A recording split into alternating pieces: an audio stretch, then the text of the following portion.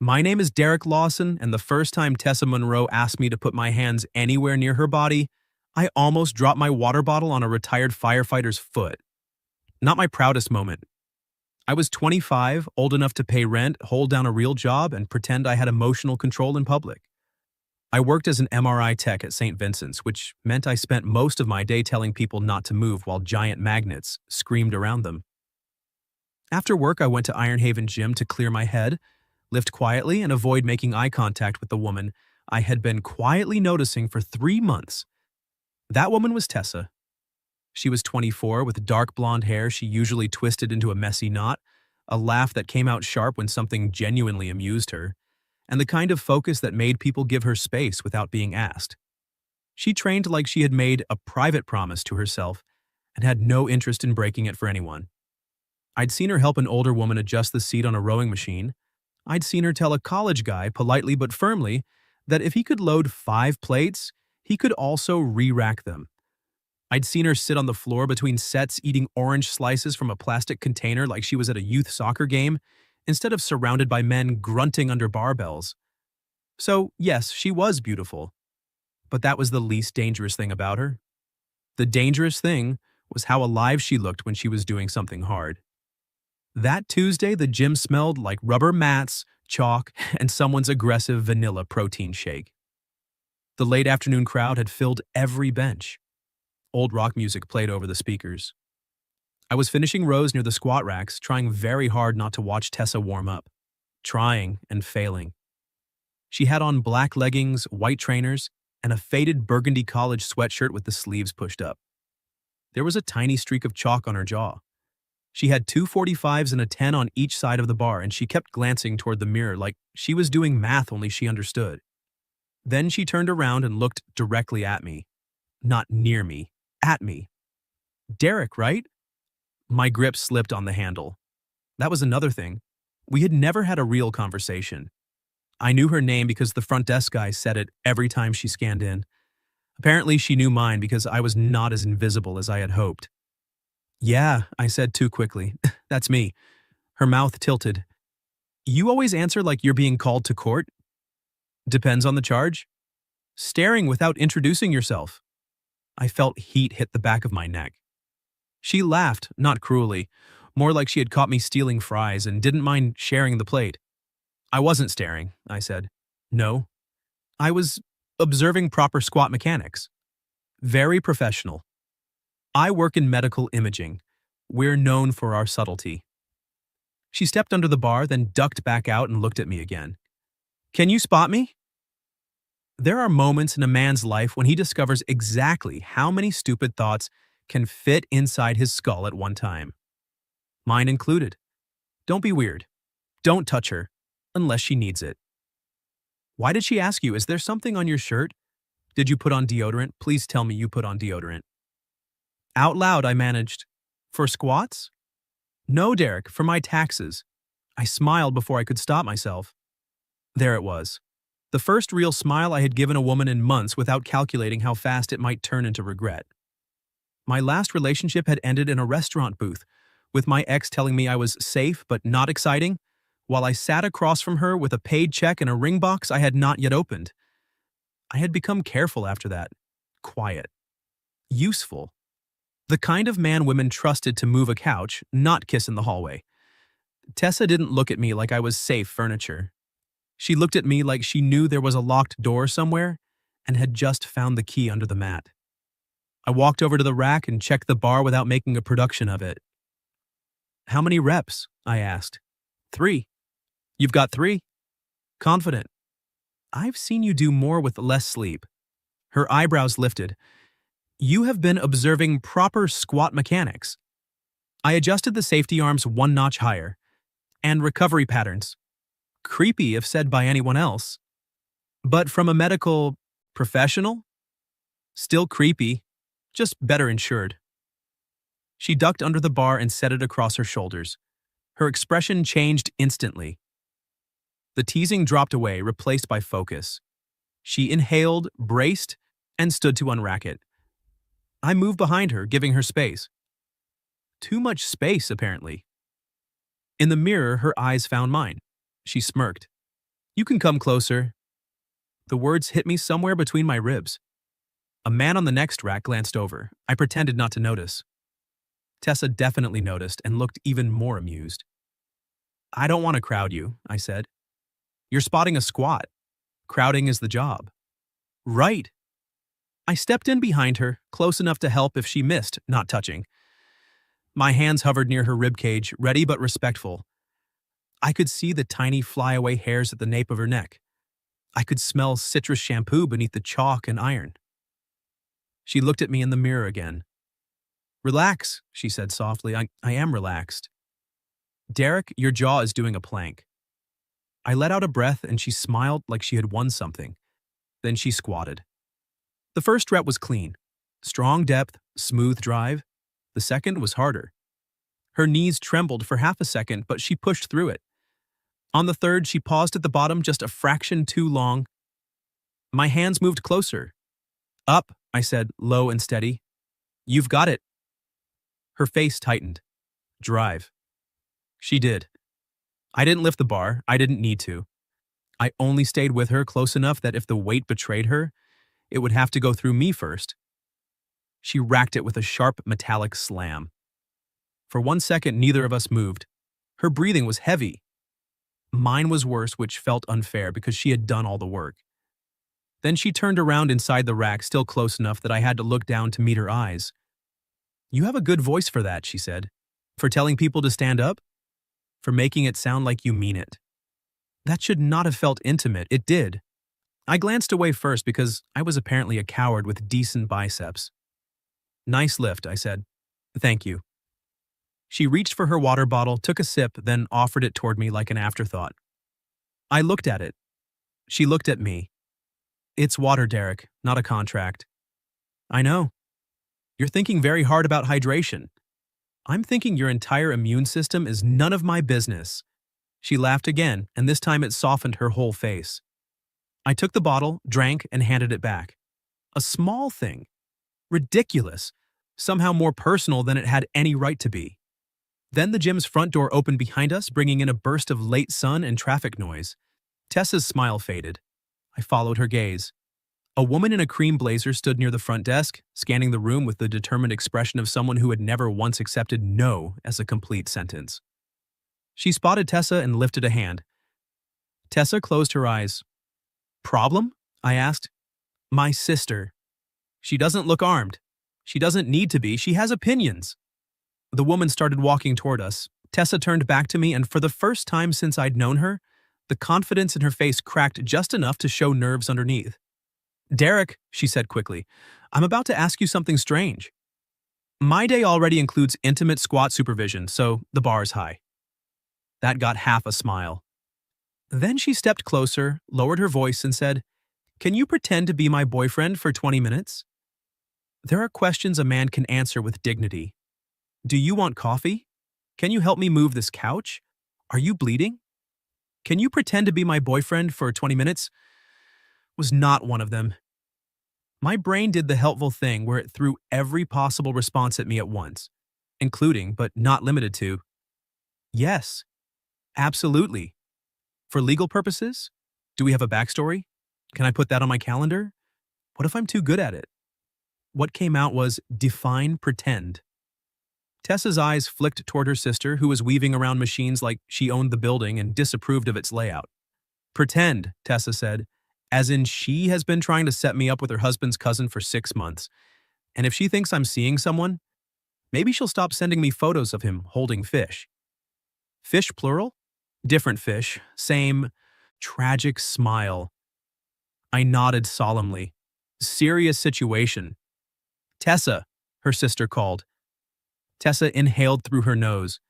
Then, before I could decide what boyfriend posture looked like, she reached for my hand. Her fingers slid between mine, that was it. No fireworks, no swelling music. Just warm skin, chalk dust, and the sudden collapse of every intelligent thought I had ever had. She squeezed once, quick and questioning, not claiming me, asking. I squeezed back. Her shoulders loosened. And that, more than the hand-holding, did something dangerous to me. Her sister arrived in front of us with a bright smile that didn't quite reach her eyes.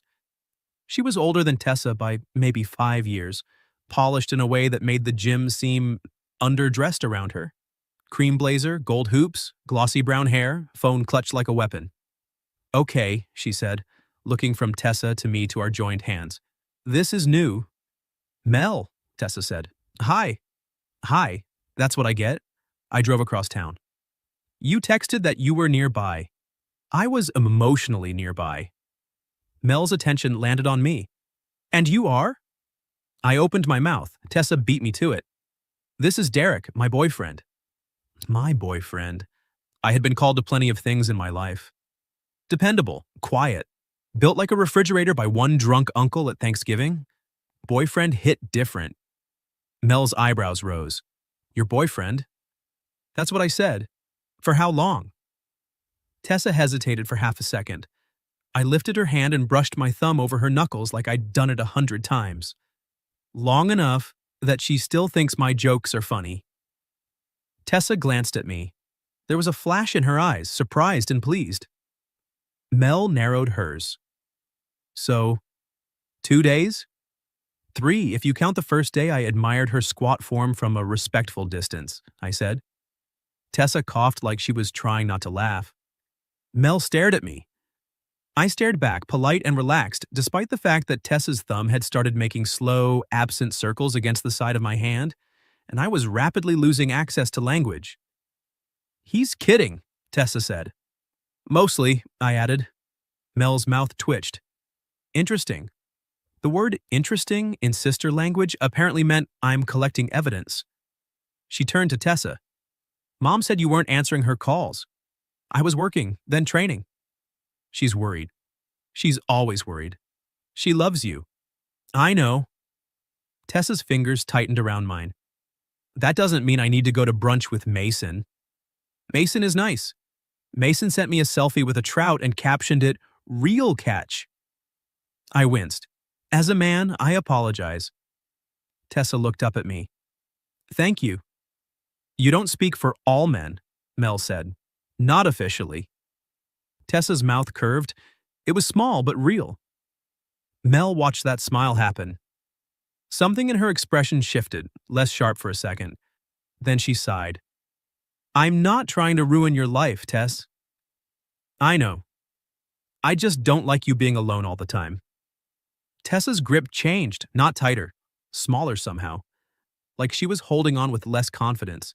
That was the moment the fake part stopped feeling funny. I looked down at her.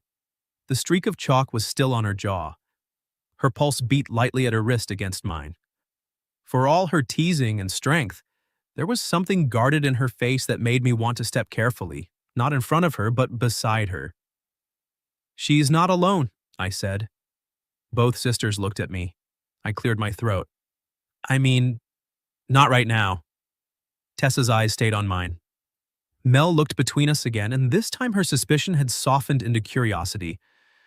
Right, well, Mom's birthday dinner is Friday. Tessa groaned. Mel! What? Bring Derek. My stomach dropped. Tessa said, no. I said, sure. We spoke at the same time. Tessa turned to me. You don't have to do that. I know. It's family dinner. I've survived hospital potlucks. I fear nothing. You have not met my mother. I work with radiologists. That got her. Tessa laughed, and because I was still holding her hand, I felt the laugh move through her before I heard it. Mel smiled like she had just found the missing piece in a puzzle. Friday at 7, I'll text you the address. No, you won't, Tessa said, and yes, I will. Mel leaned in and kissed Tessa's cheek. Love you. Hydrate. And Derek? Yes? If you're secretly awful, I'll know. Fair. If you hurt her, I'll be creative. Also fair. Tessa's face went pink. Melanie. Mel grinned and walked off like she had accomplished at least 3 objectives. The second she was out of earshot, Tessa dropped my hand. Not fast, but deliberately. My palm felt cold. I am so sorry, she said. For your sister threatening me creatively? Honestly, I've had worse first impressions. This got out of hand. Technically, it was in hand. She covered her face with both palms. Please don't make me laugh. I'm trying to be mortified. I can stand quietly while you spiral. She peeked at me through her fingers. You said yes to Friday. You said no. You should have listened to me. I was pretending to be your boyfriend. Boyfriends are notoriously bad at listening. She dropped her hands and gave me a look. I held up mine. Sorry, that one escaped. Her expression softened. You really don't have to come. I know, I said again. No, Derek, I mean it. You don't owe me anything because I dragged you into my family nonsense. You didn't drag me, you asked. And you said yes because you're nice. I leaned back against the rack, crossing my arms because if I didn't, I might reach for her hand again, and that felt like something I should earn. I said yes because I wanted to. Tessa went still. The gym kept moving around us. Plates clanked. Someone laughed near the cables. A treadmill beeped angrily at an abandoned runner. But between us, everything narrowed. You wanted to pretend to date me? She asked. No.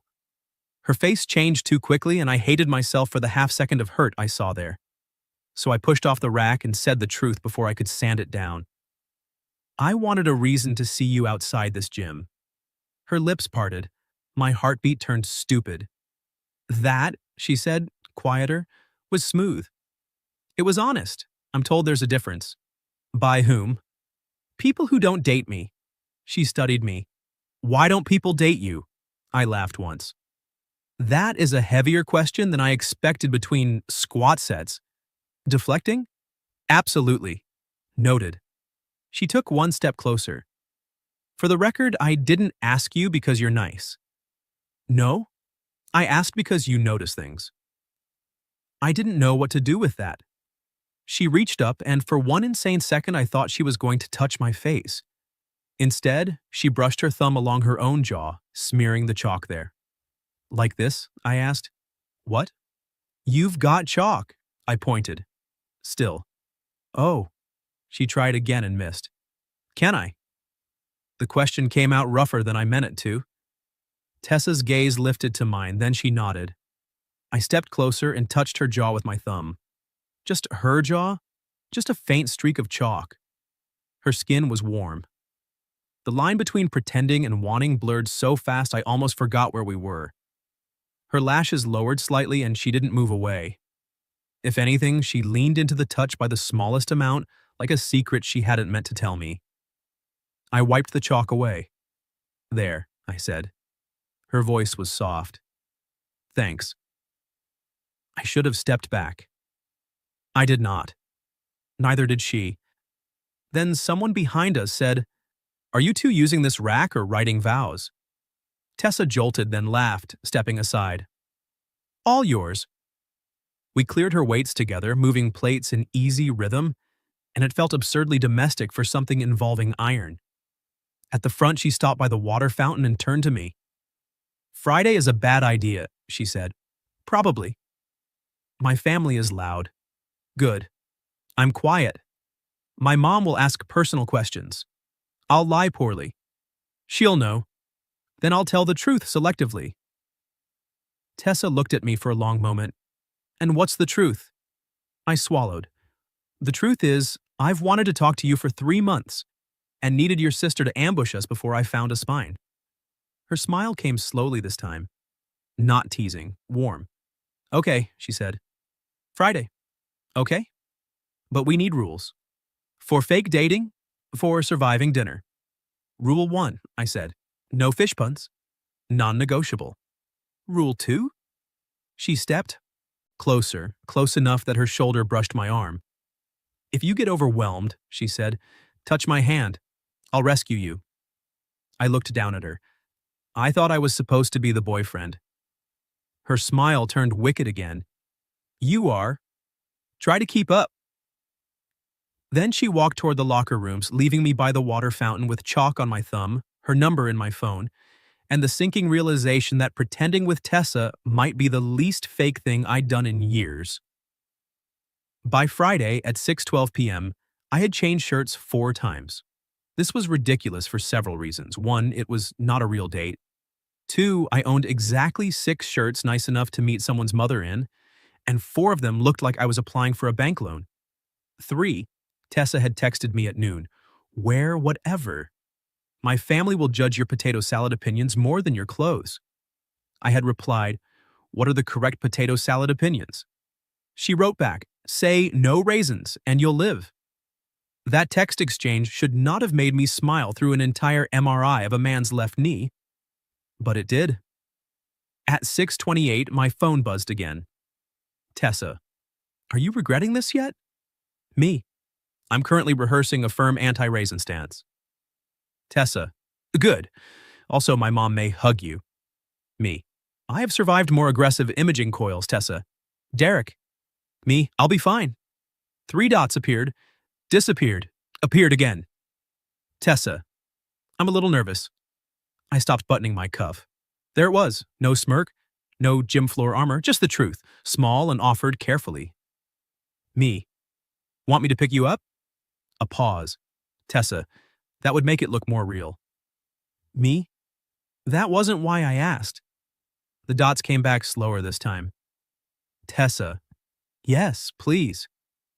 So at 6:45, I pulled up outside her apartment building with a 6-pack of ginger ale on the passenger seat because she'd mentioned once, while stretching near the dumbbells, that she didn't drink much but loved ginger ale with unreasonable passion. She came out wearing a green dress under a denim jacket, her hair down around her shoulders. I forgot how brakes worked. Luckily, the car was already parked. Tessa opened the passenger door, saw the ginger ale, and froze. You remembered? I observe hydration patterns too. Her smile hit me square in the chest. That is either very sweet or evidence for a restraining order. I'm hoping sweet. She slid into the car.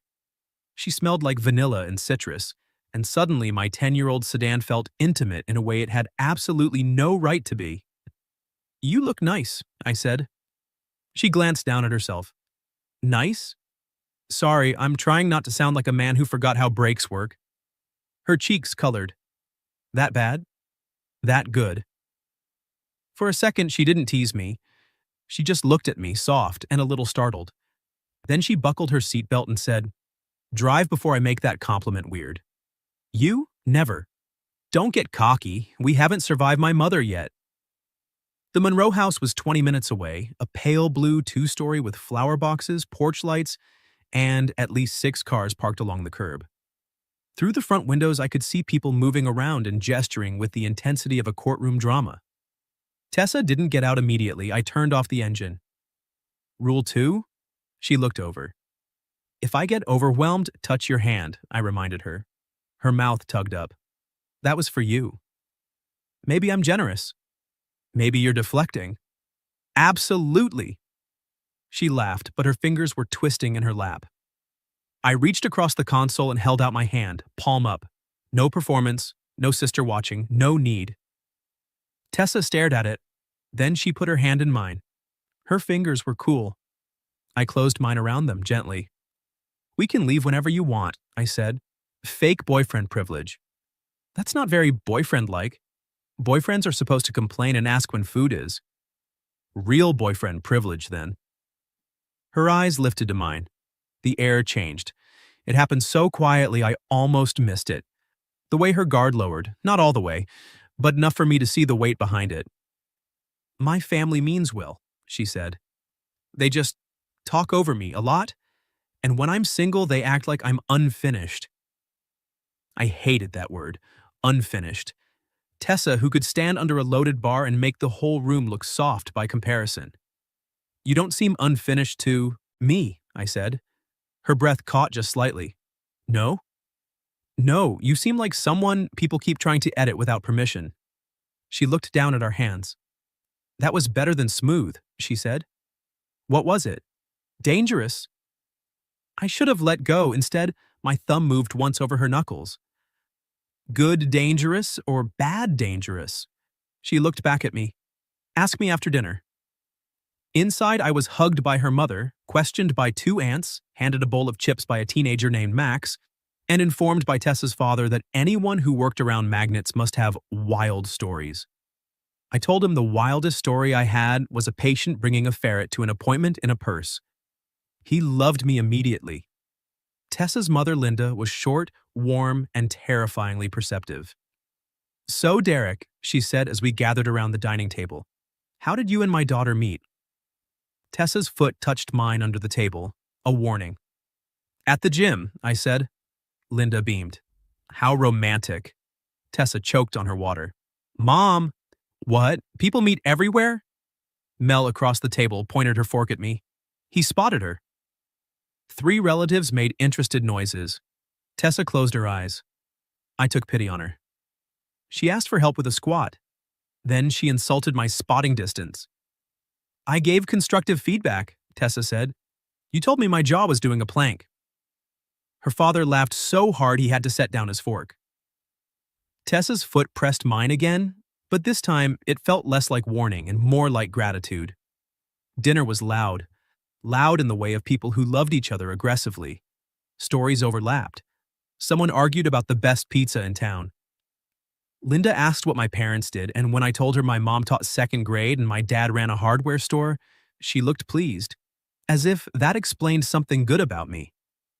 Then came the question I should have expected. "So," Linda said, passing roles, "what happened before Tessa? You're handsome, polite, employed. There must be a story." "Mom," Tessa said sharply. "It's fine," I said, but my fork had stopped halfway to my plate. Tessa noticed. Of course she did. I could have made a joke, I almost did. Instead, I looked at Linda and said, "I was engaged, almost. I bought a ring." She ended things before I asked. The table quieted at the edges. Tessa's foot shifted away. Then her hand found mine under the table. Not for show, no one could see. Her fingers threaded through mine warm and sure. "I'm sorry," Linda said, softer now. "Me too," I said. At the time. Looking back, she wasn't wrong to leave. She wanted someone different. I just spent a while believing that meant I was less. Tessa's hand tightened. I turned slightly toward her, not caring who noticed. She was looking at me like I had just handed her something fragile. "You're not less," she said. Simple, quiet, fierce. The room blurred around the edges. "No," I said. "I'm starting to think maybe I'm not." Her eyes warmed. Mel cleared her throat dramatically. "Well, this is emotionally healthier than Mason and his fish." The table exploded back into noise. Tessa laughed and so did I, but neither of us let go. After dinner, Linda sent us out to the back porch with dessert plates and orders to get some air. The porch overlooked a small yard strung with lights. Crickets hummed. Through the kitchen window, her family moved in bright, chaotic flashes. Tessa leaned against the railing beside me, shoulder nearly touching mine. "You did well," she said. High praise from my fake girlfriend. She looked down at her pie. "About that." My heart stopped being casual. "Yeah? I don't think I like calling it fake." The porch seemed to tilt. Tessa laughed nervously and set her plate on the railing. "Sorry, that was too direct." "No," I said quickly. "Direct is good. I'm just trying not to pass out in your mother's hydrangeas." She smiled, but her eyes searched mine. "You meant what you said in the car? That you wanted a reason to see me?" "Yes." "And not just because I can squat more than some men can deadlift?" "That is obviously a factor." "Derek!" I stepped closer. Yes, I meant it." Her gaze dropped to my mouth. Every muscle in my body locked. "Tess?" Mel's voice called from inside. Tessa closed her eyes. "I'm going to pretend I didn't hear that." "You sure?" "No." She opened her eyes again, and there was that challenge in them, the one that had ruined me by a squat rack. "But I'm doing it anyway." Then she took the front of my shirt in her fingers, rose on her toes, and kissed me. It was brief, soft, more question than answer. But I answered. My hand came to her waist, careful until she leaned in, and then less careful. Her mouth curved against mine like she knew. Like she had known for longer than 20 minutes, longer than one dinner. Maybe since the first time she caught me watching and decided not to look away. When we separated, she was smiling. "Good, dangerous," she whispered. Inside, Mel called, "I can see you through the window, and I support this." Tessa dropped her forehead against my chest and groaned. I laughed, wrapped one arm around her, and realized I had shown up pretending to be her boyfriend. But somewhere between her hand in mine and her mouth on mine, I had stopped pretending at all. The thing about being kissed by Tessa Monroe on her parents' back porch was that afterward every normal activity became impossible. Standing, strange, breathing, suspicious, eating pie, a heroic challenge. When we walked back inside, her entire family tried to act casual and failed in 7 different ways. Linda smiled into her coffee. Mel gave me 2 thumbs up from behind the refrigerator door. Tessa's father asked if I wanted more pie with the solemn gravity of a man offering military support. Tessa, meanwhile, kept her chin high and her expression calm, except for the pink in her cheeks and the fact that she wouldn't quite look at me. So naturally I leaned down and murmured, "Your jaw is doing a plank." Her eyes snapped to mine. Then she laughed. Just like that, the awkwardness broke. "Careful," she said quietly. "I know where you keep your ribs.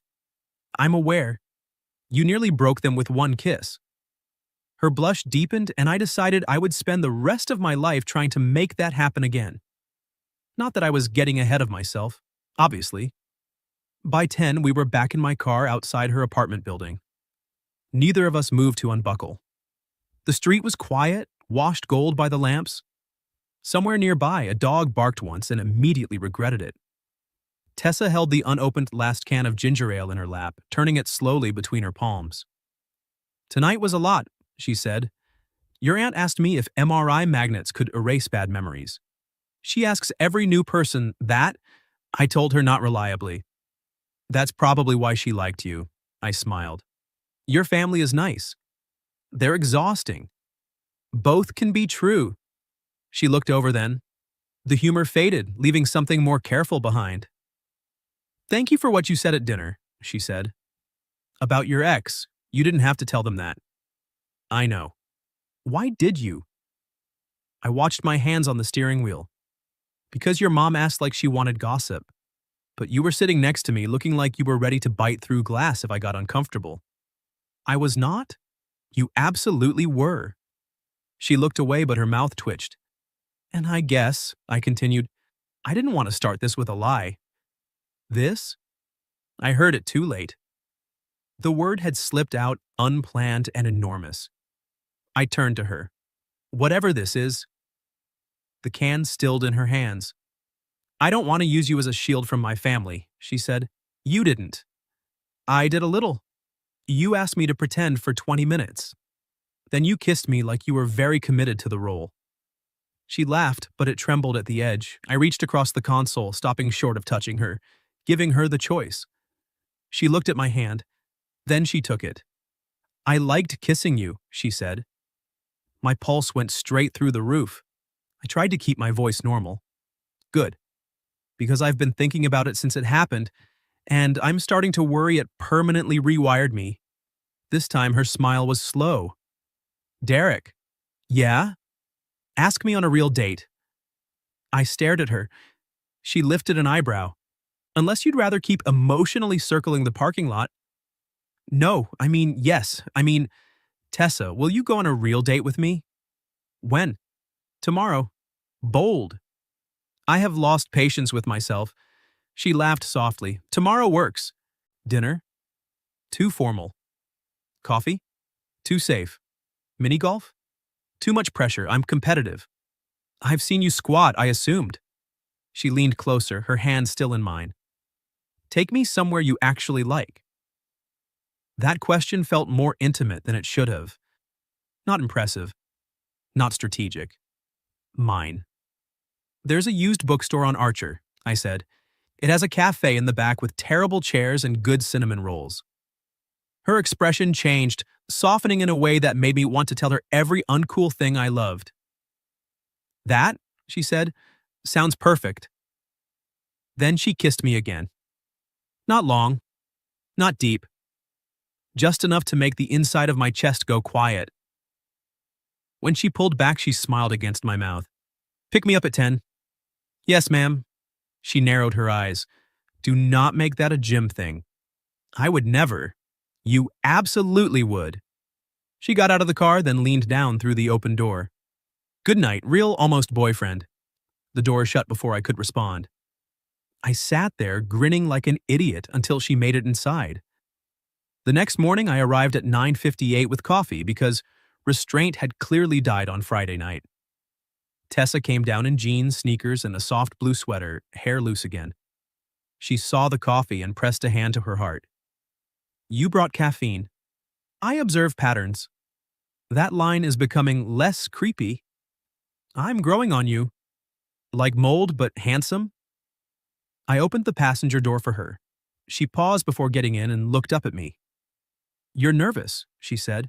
Only because this one counts. Her face warmed. Then, to my surprise, she touched my chest lightly with 2 fingers. Right over my heartbeat. It counted before, she said. At the bookstore, Tessa wandered like she belonged there, trailing her fingers along cracked spines, reading strange titles aloud and making me defend my taste in old detective novels. This man on the cover looks like he distrusts soup, she said. He's been betrayed. By soup? By a woman in red and possibly soup. She laughed too loudly and got shushed by an elderly man in the history section. Instead of being embarrassed, she leaned closer to me and whispered, We're trouble. We? You bought coffee. Accessory.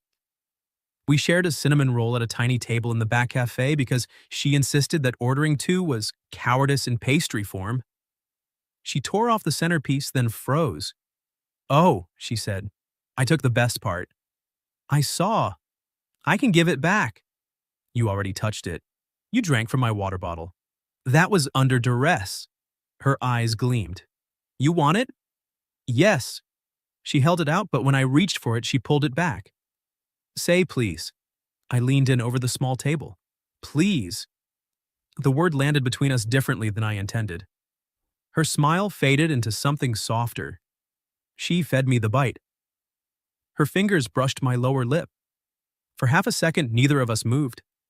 Then she looked down, laughing under her breath. Okay, that was more romantic than I planned. I'm not complaining. No, you're just looking at me like that. Like what? Like I'm not unfinished. I went still. She said it quietly, not as a joke. Her hands folded around her coffee cup.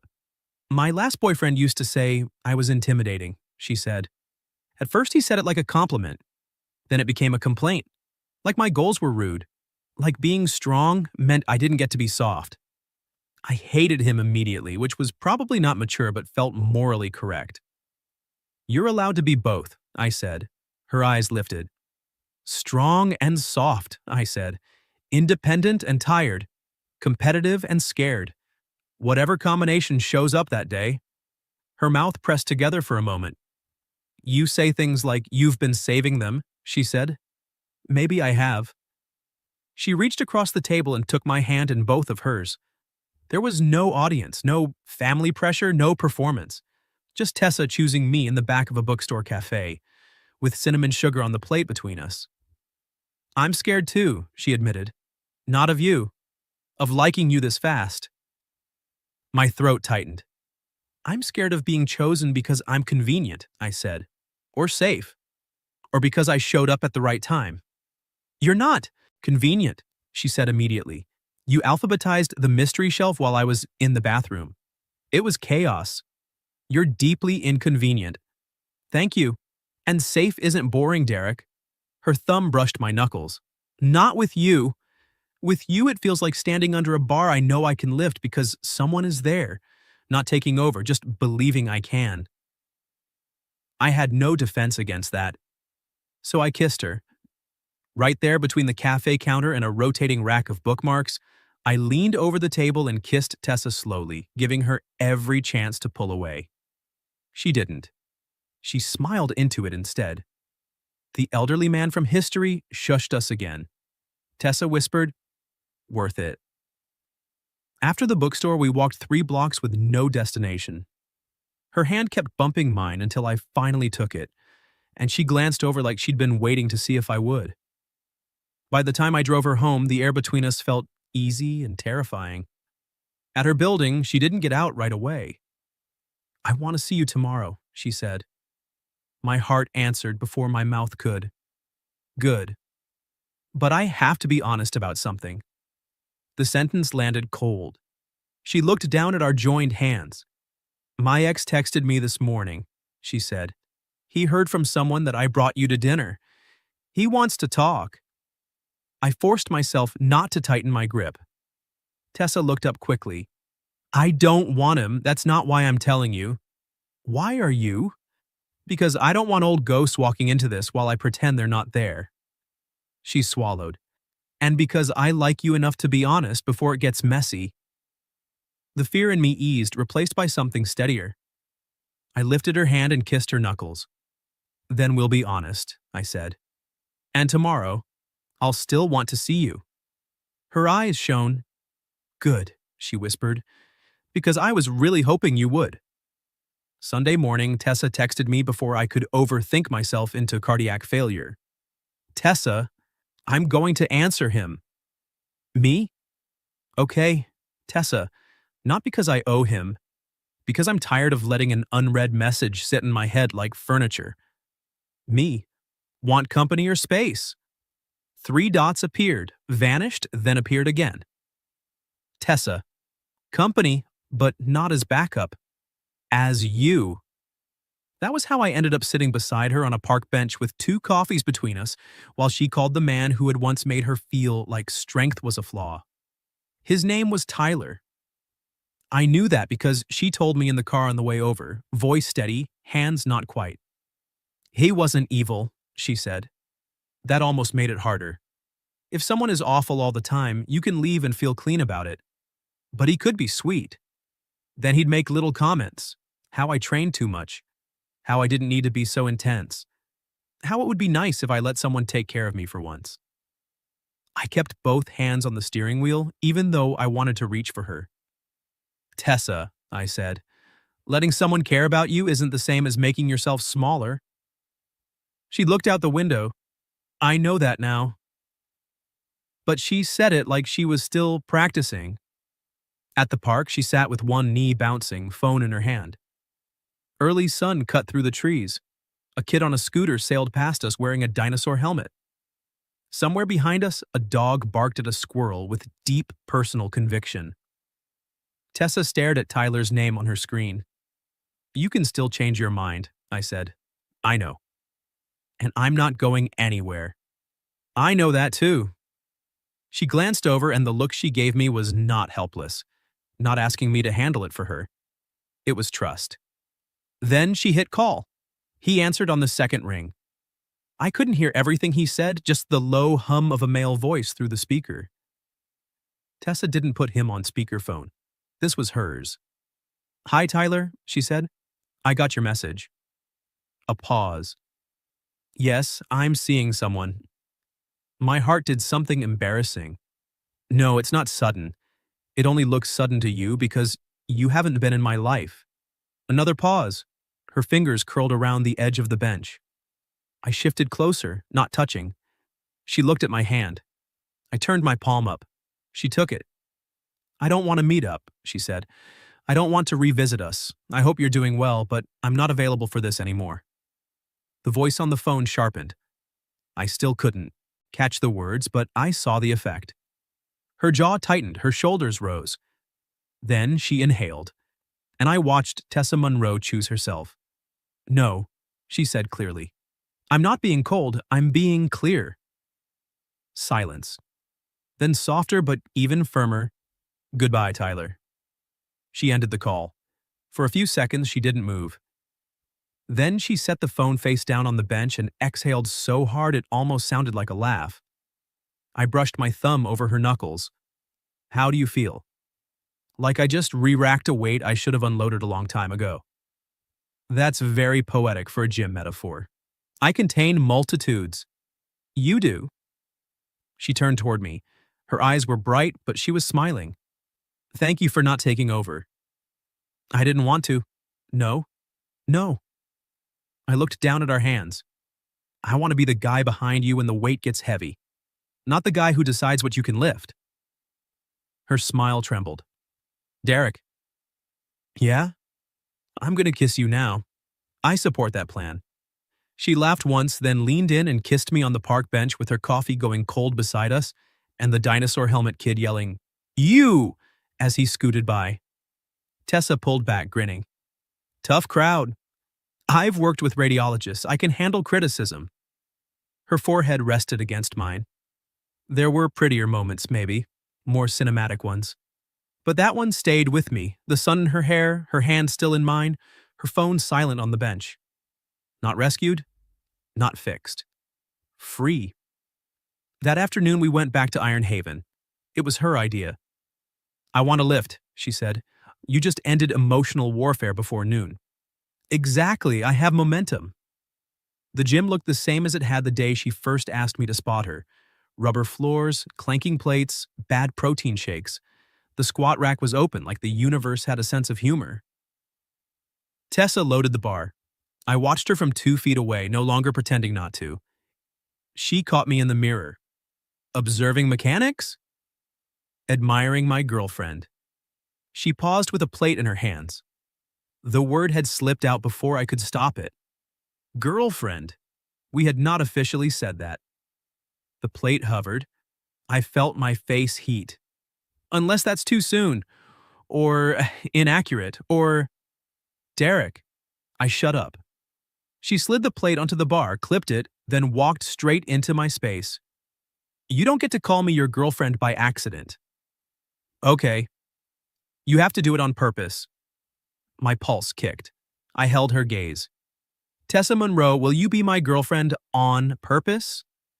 Her smile came slowly, bright enough to make every mirror in the gym seem unnecessary. "Yes." Then she grabbed the front of my shirt and kissed me between the squat racks. Someone clapped once from the leg press. Tessa broke the kiss just enough to mutter, "If that's Mel, I'm changing gyms." "It's a man with calves the size of my torso." Acceptable. She stepped under the bar, still smiling. I moved behind her. This time, I didn't stand too far away. Her eyes found mine in the mirror, warm and wicked. "You can come closer," she said. I did. She lifted 3 reps clean, and I swear I had never seen anything more beautiful than her standing up under something heavy, knowing exactly what she was capable of, knowing I knew it too. 6 months later, I still spotted her squats on Tuesdays. Not every Tuesday. Some Tuesdays we skipped the gym and made dinner in my small apartment, where she criticized my knife skills and I pretended not to notice her stealing the best pieces of roasted potato from the pan. Some nights she fell asleep on my couch with her feet in my lap and a book open on her chest. Some mornings she left a spare hair tie around my gear shift, and I started keeping ginger ale in the fridge like it had always belonged there. Her family stopped asking if we were real after Linda caught us washing dishes together after Sunday dinner. Tessa hip-checking me away from the sink while I flicked soap bubbles at her wrist. "You two are obnoxious," Mel said from the doorway. Tessa looked at me, then at her sister. Accurate. A year after that night on the porch, we went back to the same bookstore cafe. The chairs were still terrible, the cinnamon rolls were still worth poor posture. Tessa took the center bite again, because romance had limits, apparently. This time, when she held it out to me, I caught her, wrist gently and kissed the inside of it instead. She went quiet. "What?" I asked. She shook her head, smiling. "Nothing, just thinking." "About?" "How strange it is," she said, "that one day you're asking a man at the gym to spot you. And the next thing you know, he's the person who knows how you take your coffee and where you keep your fear." I held her hand on the table between us. "And your ginger ale." "And my ginger ale." Outside, rain tapped against the cafe window. Inside, Tessa leaned her shoulder into mine and opened a book we both knew she wasn't going to read. I rested my cheek against her hair. The first time she asked me to spot her, I thought my job was to stand close enough to catch the bar. I had no idea she was asking me to come closer to the rest of her life. What would you have done if your gym crush asked you to spot her, then smirked and told you to come closer? Have you ever experienced something similar? Tell your story in the comments. And for those who'd like to be a little closer to us, we've opened memberships where you'll get shorter, exclusive stories every week with no ads. If you like this one, leave a like, subscribe, and I'll see you in the next video.